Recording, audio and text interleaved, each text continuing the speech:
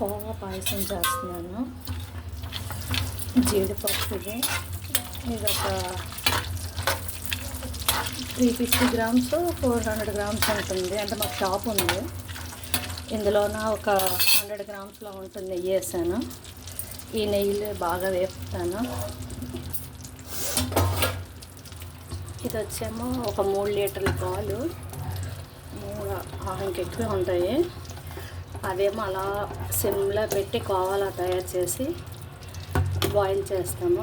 తర్వాత మళ్ళీ ఒక 2 లీటర్ల పాలు వేసి ఒక 150 గ్రామ్స్ బియ్యం కుక్కర్లో కూడా పెట్టాను. అది ఇది కలిపేసి మళ్ళీ ఇక్కడ ఇలా బాయిల్ చేస్తున్నాము. ఇంక ఇది చాలా బాగుంటుంది. దీన్ని కోవా పాయసం అంటారు.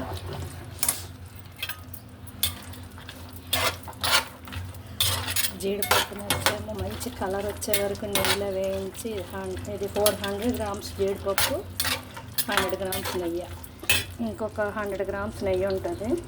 ఈ నెయ్యిని వచ్చేమో ఈ ఉడుకుతున్న పాయసంలో వేస్తాను. కొంచెం వేడికి కరుగుతుంది, డైరెక్ట్గా వేసే వచ్చని ఇక ఈ డబ్బాలో వేస్తున్నాను.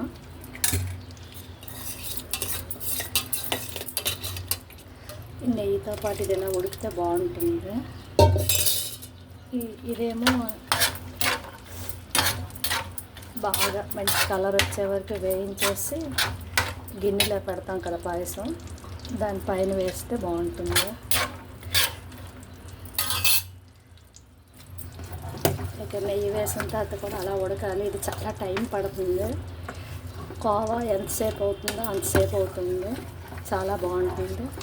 ఇంకా దీనికి వాసన బియ్యం అని దొరుకుతాయి. అవి నాకు ఇప్పుడు అవైలబుల్గా లేవు. ఇంకా అవే వేద్దాను. ఒక పావు గంట అరగంటలో అయిపోతుంది.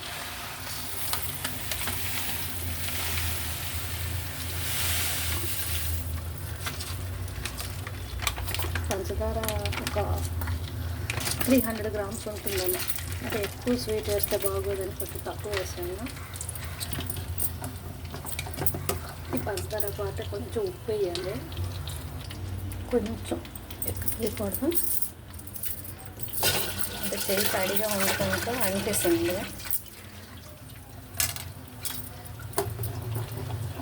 స్వీట్ ఐటమ్ సాల్ట్, కారం ఐటమ్కి లైట్గా బెల్లం, ఆ టేస్ట్ డిఫరెంట్గా ఉంటుంది. అంటే అన్నిటికీ కాదు, కొన్నిటికి. ఏ పాయసాలకైనా కొంచెం ఉప్పు వేస్తే ఆ టేస్ట్ బాగుంటుంది. ఇంక ఇది రెడీ అయిపోయినట్టే. ఇంకా జీడిపప్పు వేయకపోతే బాగా మంచి కలర్ వస్తుంది. ఇంకా గిన్నెలో వేసుకొని దాని మీద డెకరేషన్ చేసుకొని తినేది. అంటే పాయసంలో కలిపితే బాగోదని చెప్తే మా ఇంట్లో ఇదే అలవాటు.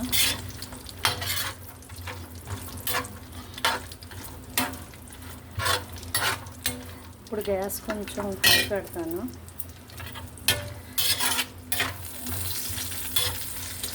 ఇప్పుడు ఇలా ఉండేటప్పుడు ఆపేసి ఇంకా అలా కలిపామనుకోండి, ఆ వేడికి మంచి కలర్ వచ్చేస్తుంది.